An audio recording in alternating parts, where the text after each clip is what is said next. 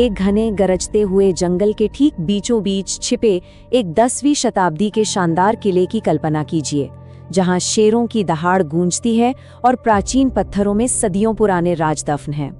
आज की इस चर्चा में हम रणथंभौर किले के उन्हीं रहस्यों और इसके महाकाव्य जैसे इतिहास की गहराइयों में उतरने वाले हैं। तो चलिए बिना किसी देरी के शुरू करते हैं। 3698 ये कोई छोटा मोटा नंबर नहीं है। दरअसल ये भारत के आर्कियोलॉजिकल सर्वे यानी ASI द्वारा पूरे देश में संरक्षित राष्ट्रीय स्मारकों की कुल संख्या है।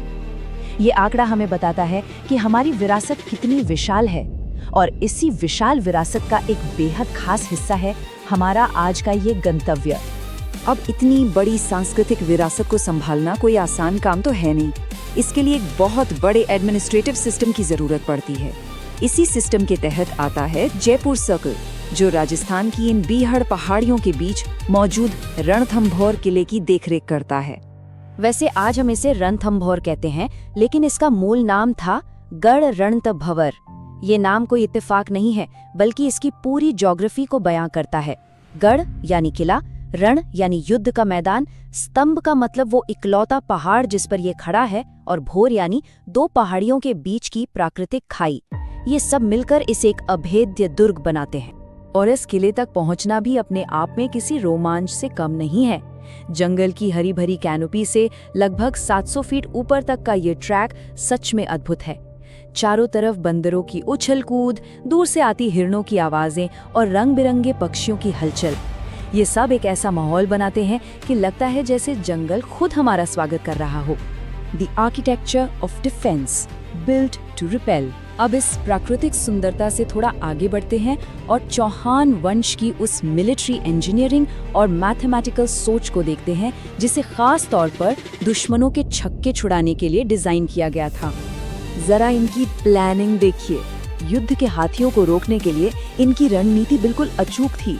8 फीट मोटी और 23 फीट ऊंची दीवारें, दरवाजों से पहले ऐसे हेयरपिन घुमाव बनाए गए थे कि तेजी से दौड़ते हुए हाथी की रफ्तार एकदम 0 हो जाए। लकड़ी के भारी दरवाजों पर लोहे की नुकीली कीलें और बैटरिंग रैम यानी भारी लकड़ी से दरवाजे तोड़ने के लिए तो कोई जगह ही नहीं छोड़ी गई थी। और अगर कोई बाहरी दीवारें पार कर भी लें तो अंदर घुसना किसी मौत की भूल भुलैया से कम नहीं था। किले में घुसने के लिए 3 मुख्य द्वार हैं, नौलखा पोल, फिर गणेश पोल और अंत में अंधेरी या कंफ्यूज गेट। हर एक गेट को इतना भ्रामक बनाया गया था कि हमलावर आसानी से रक्षकों के जाल में फंस जाएं। इस चालाकी का सबसे बेहतरीन नमूना है कंफ्यूज्ड गेट या अंधेरी पोल। इसकी बनावट कुछ ऐसी थी कि सूर्यास्त से पहले ही वहां अंधेरा छा जाता था। इसमें ऐसे धोखेबाज दरवाजे थे जो हमलावरों को गलत दिशा में भेजकर अंधियारे कोनों में फंसा देते थे। एक बार वहां फंसे तो बचना बिल्कुल नामुमकिन था। The spiritual centres faith behind fortress walls. अब युद्ध की इन खौफनाक रणनीतियों से थोड़ा ब्रेक लेते हैं। इस विशाल वॉर मशीन के अंदर एक बिल्कुल अलग शांत दुनिया भी बसती थी। यहाँ की धार्मिक विविधता सच में हैरान करने वाली है। एक ही बाउंड्री के अंदर 25 हिंदू मंदिर, 1 जैन मंदिर और 2 मुस्लिम दरगाह मौजूद हैं।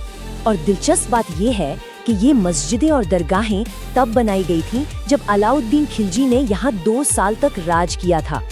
ये दिखाता है कि ये किला कितने अलग अलग दौर का गवाह रहा है। इन्हीं में सबसे मशहूर है त्रिनेत्र गणेश मंदिर। भगवान गणेश की ये 3 आंखों वाली मूर्ति लगभग 6500 साल पुरानी मानी जाती है। और सबसे कमाल की बात बताऊं, आज के इस डिजिटल जमाने में भी लोग किसी भी शुभ काम या शादियों का पहला कार्ड सीधा डाक के जरिए इसी मंदिर में भगवान गणेश को भेजते हैं। Tales of sacrifice, the siege of Hamirdev. अब आस्था से थोड़ा आगे बढ़कर रणथंभौर के सबसे प्रतापी और महान शासक हमीरदेव चौहान की कहानियों का रुख करते हैं। ये इतिहास के पन्नों का वो दौर था जब 2 सबसे बड़ी ताकतें आमने सामने थीं। एक तरफ दिल्ली सल्तनत का ताकतवर सुल्तान अलाउद्दीन खिलजी और दूसरी तरफ रणथंभौर का अजेय योद्धा हमीरदेव चौहान। इन दोनों के बीच जो महासंग्राम हुआ वो बहादुरी की एक बेमिसाल दास्तान है। लेकिन इस महाकाव्य जैसी लड़ाई का अंत हथियारों से नहीं बल्कि एक बहुत बड़े धोखे से हुआ। राजा हमीरदेव लगभग जीत ही रहे थे कि तभी उनके अपने ही 3 मंत्रियों ने सुल्तान से भारी रिश्वत ले ली।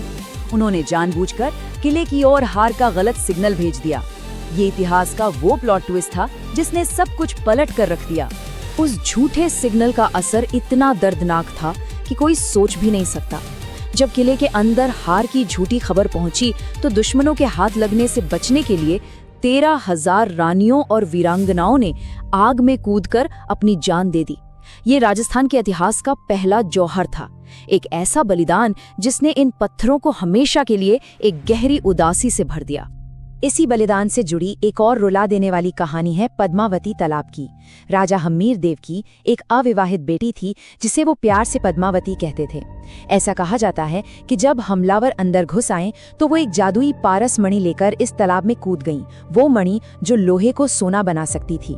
आज भी ये तालाब उस राजकुमारी की खामोश कहानी सुनाता है।